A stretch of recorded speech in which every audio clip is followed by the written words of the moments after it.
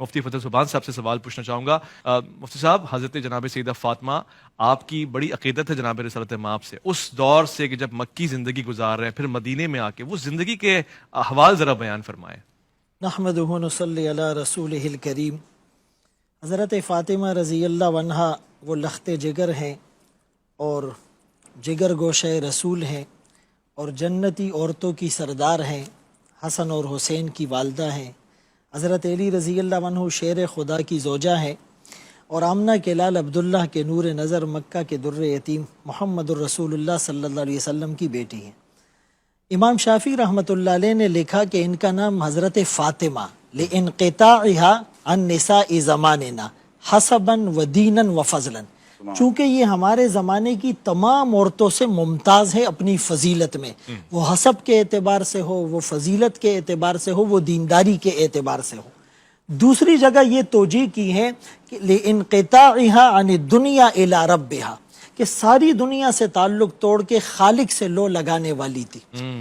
اور حضرت فاطمہ رضی اللہ عنہا کا نکاح وہ بھی رمضان میں ہوا اور وفات اور وصال بھی 3 رمضان 11 ہجری اس کو ہوا. نکاح بھی بحکم خدا ہوا. جی. حضرت فاطمہ رضی اللہ عنہا ان کا جو جہیز کا سامان تھا، جس کے لیے رسول اللہ صلی اللہ علیہ وسلم نے حضرت مقداد بن اسود کو اور حضرت سلمان کو، حضرت بلال رضی اللہ عنہ کو بھیجا تھا، اور وہی 480 یا 500 درہم تھے جو حضرت علی رضی اللہ عنہ نے اپنی زرہ حضرت عثمان رضی اللہ عنہ پر بیچی اور وہ پیسے لا کر رسول اللہ صلی اللہ علیہ وسلم کو دے دیے. اگرچہ حضرت عثمان رضی اللہ عنہ نے وہ زرہ بھی انہیں واپس کر دی تھی.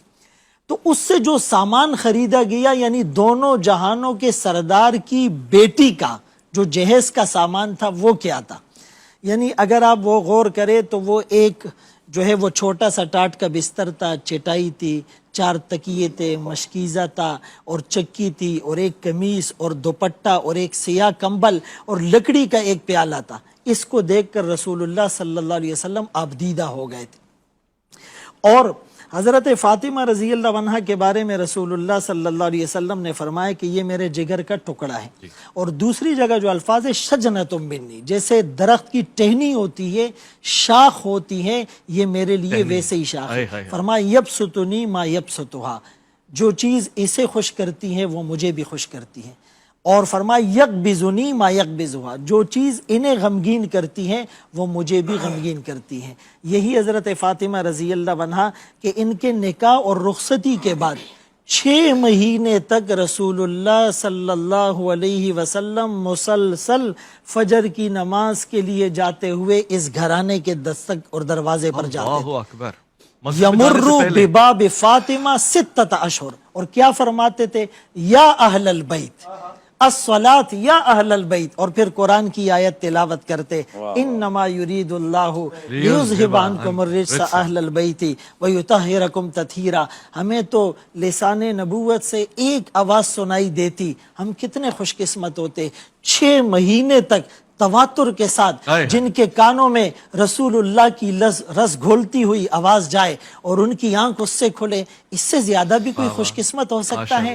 آپ نے اپنی چادر مبارک میں حضرت فاطمہ، حضرت علی، حضرت حسن، حضرت حسین رضی اللہ عنہم ان کو جب جمع کیا اور فرمایا یہ میرے اہل بیت ہیں، اور اللہ نے ان کو پاک اور تطہیر، اور ایسا تطہیر کہ یہ طاہر بھی ہیں مطہر بھی ہیں، ان کی صحبت میں آنے والے بھی پاک ہو جایا کرتے ہیں. اور یہ روایت بیان کرنے والی عفیفہ کائنات حضرت عائشہ رضی اللہ عنہا ہے. ایک دفعہ رسول اللہ صلی اللہ علیہ وسلم نے فرمایا کہ ایک فرشتہ میرے پاس آیا، اللہ کی اجازت سے آیا، اور وہ زمین پر اس سے پہلے کبھی نہیں آیا.